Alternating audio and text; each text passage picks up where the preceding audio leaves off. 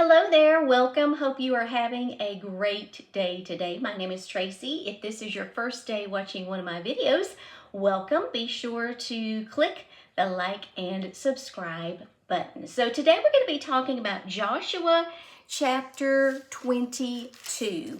And in 22, we see it starts by talking about Joshua giving a command to the eastern tribes to return home. So I want to read the first few verses here. It says, "Then Joshua called together the tribes of Reuben, Gad, and the half tribe of, I think it's Manasseh.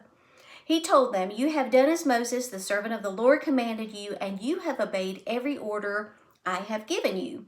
During all this time, you have not deserted the other tribes. You have been careful to obey the commands of the Lord your God right up to the present day. And now the Lord your God has given the other tribes rest as he promised them. So go back home to the land that Moses, the servant of the Lord, gave you as your possession on the east side of the Jordan River.'" So these people had followed the commands, had done what God had instructed. Now it is time for them to rest. It's time for them to go home. Well, in the process of them returning to their home, they constructed an altar. And the people, the other Israelites were up in arms about this altar. They saw it as them constructing an altar to worship other gods, and they were furious about this. They could not understand why these eastern tribes would do this. But that was not the intent of the eastern tribes at all. As a matter of fact, if we look at verse 26, this is their explanation. They say, "So we decided to build the altar, not for burnt offerings or sacrifices, but as a memorial. It will remind our descendants and your descendants that we too have the right to worship the Lord at his sanctuary with our burnt offerings, sacrifices, and peace offerings. Then your descendants will not be able to say to ours, 'You have no claim to the Lord.'" So we can see here a case of the other Israelites just jumping to a major conclusion that was not in fact true.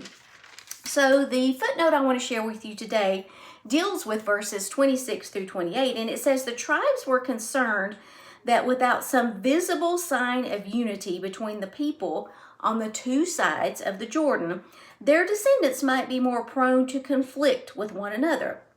The altar, patterned after the altar of the Lord, was to remind these people that they all worshiped the same God.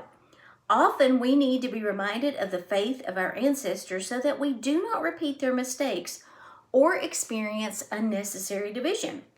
How can believers today model faithful traditions for the next generation of believers?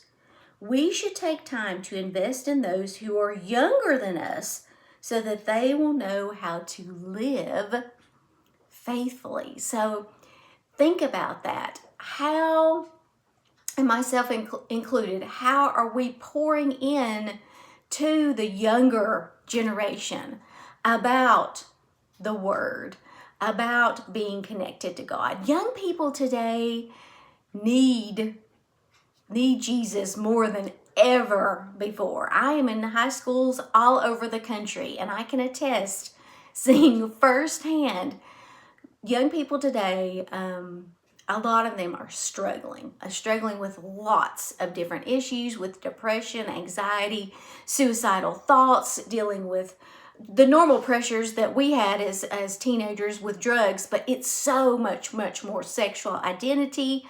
So the more that we can do as older believers to pour into this younger generation, the better off they'll be. They need our guidance. So that was Joshua 22.